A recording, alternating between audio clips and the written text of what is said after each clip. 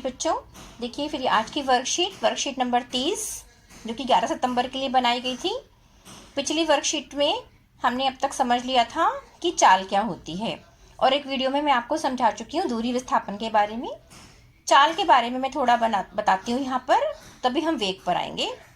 चाल हम कहते हैं ना, ये चल रहा है, इसकी इतनी चाल है, कितनी धीरे चल रहे हो, कितनी तेज चल रहे हो। तो चाल, जब हमने दूरी पढ़ी तब हमारे दिमाग में ये भी आया कि दूरी के साथ साथ कोई दूरी तय करता है तो कुछ ना कुछ समय तो लगता ही है। तो हमने पढ़ा था चाल के अंदर कि इकाई समय में जो तय की गई दूरी होती है वो चाल कहलाती है। इकाई समय में तय की गई, ये कोई भारी भरकम सा शब्द नहीं है या वाक्य नहीं है। मतलब ये है कि माना मैं 10 बजे अपने घर से चली और मैं 10:15 पे अपने स्कूल पहुंच गई। ठीक है, तो 15 मिनट का समय लिया मैंने। अब मैं अगर चाहूँ और मेरी जो दूरी है स्कूल की घर से वो भी 10 किलोमीटर है, ठीक है, और 10 मिनट में मैं पहुंच भी गई। तो माना आपको अगर मेरी चाल निकालनी है, अगर मैं पैदल चल रही हूँ तो अभी गाड़ी में नहीं हूँ, ठीक है, तो दूरी बटा समय कर देंगे। दूरी भी माना 10 किलोमीटर तय करी मैंने और मैं 10 बजे चली थी और 10:10 पर मैं अगर स्कूल पहुंचती हूँ तो 10 मिनट में मैं पहुंच गई। तो अगर मैं अपने चाल की गणना करूं तो 10/10 करूंगी। 10 ही दूरी है, 10 ही चाल है, लेकिन 10 ही मेरी जो है समय है। तो चाल जो निकल कर आएगी मेरी वो 1 किलोमीटर पर मिनट आएगी। ठीक है, कि 10 मिनट में मैंने कितनी दूरी तय करी। तो इकाई समय में तय की गई जो दूरी है वो चाल है। और चाल में हमने कोई दिशा नहीं ली, हमने ये नहीं लिया कि किस दिशा में मैं गई, किस दिशा में कोई भी वस्तु जो है विस्थापित होती है। अब बात करते हैं वेग की। तो वेग क्या है? किसी वस्तु की एक निश्चित दिशा में चाल उसका वेग कहलाती है। डायरेक्शन का वहां पर पता होना बहुत जरूरी है, जिसे चाल की तरह वी से ही हम दिखाएंगे। जैसे पिछली हमने वर्कशीट में वी से सॉल्व किया था क्वेश्चन, चाल निकाली थी, वहां पर हमने औसत चाल ली थी कि कुल दूरी बटा कुल समय। इसी तरह से वेग हम निकालते हैं, इसमें विस्थापन आ गया और समय, जो कि विस्थापन हम डिस्कस कर चुके हैं। विस्थापन मतलब दूरी ही होती है, मीटर में होगी पर इसमें दिशा दी होगी आपको। ठीक है, तो जब हम चाल की बात करेंगे तो वो अदिश राशि, जब वेग की बात करेंगे तो सदिश राशि। वेग को इस प्रकार ज्ञात करते हैं। यह वस्तु की चाल ही नहीं अपितु उसकी दिशा का भी ज्ञान देती है। यह एक सदिश राशि है जिसका परिमाण चाल और दिशा के परिवर्तन के साथ बदल जाता है। इसका एसआई मात्रक भी मीटर पर सेकंड होता है और ये शून्य भी हो सकता है। शून्य कैसे, इसको समझिए कि जैसे यदि आप अपने घर से स्कूल और उसी रास्ते से वापस स्कूल से घर की दूरी 10 मीटर में तय करते हैं, ठीक है, तो इस स्थिति में आपकी चाल तो क्या होगी? आपकी चाल तो होगी लेकिन विस्थापन शून्य हो गया। क्यों? आप चले तो चाल तो हो गई, विस्थापन शून्य क्यों है? क्योंकि जहां से आपने शुरू किया था वहीं पर वापस आ गए। पहले अपने घर से स्कूल गए, स्कूल से वापस घर आ गए।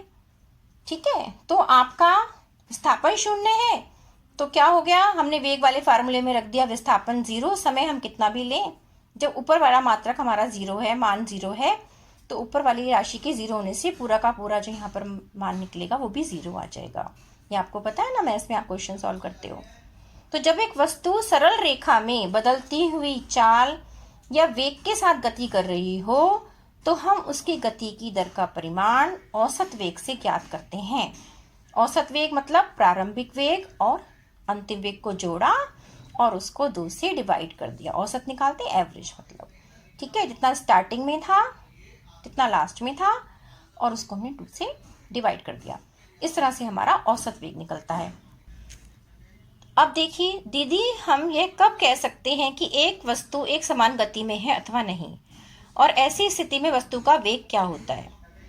तो आगे ज्ञान कहता है कि यदि एक वस्तु सीधी रेखा में गति करते हुए समान दूरी समान समय में पूरा करती है तो उसकी गति एक समान गति कहलाती है। एक समान गति जो है 2 प्रकार की है, एक समान, समान गति या असमान गति। समान गति का मतलब समान समय में समान दूरी तय करना, equal distance in equal time.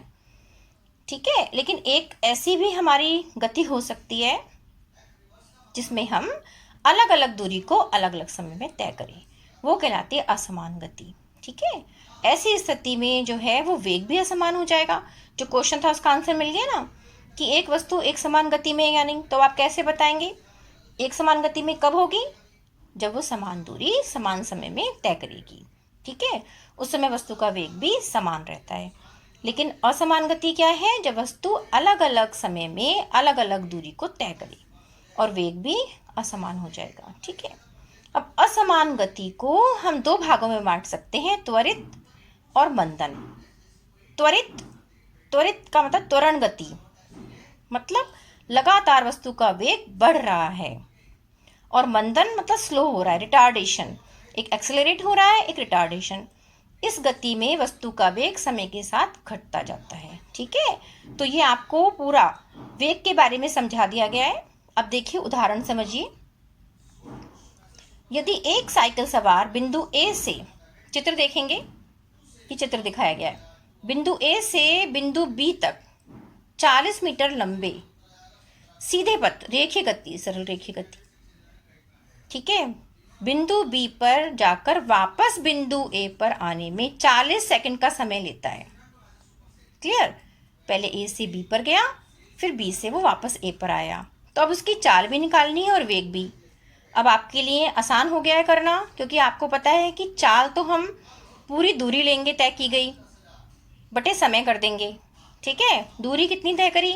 पहले वो ए से बी तक गया 40, फिर बी से ए तक आया 40, तो 40 में 40 जोड़ दिया, 80 हो गया। समय लिया है उसने 40 सेकंड का, 80 बटा 40, 2 मीटर पर सेकंड की चाल हो गई। पर वेग अगर निकालना है, ठीक है, अब आ गया विस्थापन। जैसे मैंने आपको पहले बताया था कि पहले वस्तु ए से बी पे गई, फिर बी से ए पर आ रही है, तो विस्थापन क्या हुआ? वो जहाँ थी वहीं की वहीं है ना। तो विस्थापन क्या हुआ? 0। यस। तो हम विस्थापन को जब 0 रखेंगे, नीचे समय को 40 ही रखेंगे, तो हमारा आंसर भी 0 ही आएगा। तो चाल का और वेग का मान बदल गया। ठीक है। ये बहुत इंपॉर्टेंट पॉइंट है, इसको याद रखना। इसके बाद अगली वीडियो में हम क्वेश्चन आंसर को डिस्कस करेंगे। इतना अच्छे से आप समझ लीजिए और दिमाग में बैठा लीजिए। थैंक यू बेटा।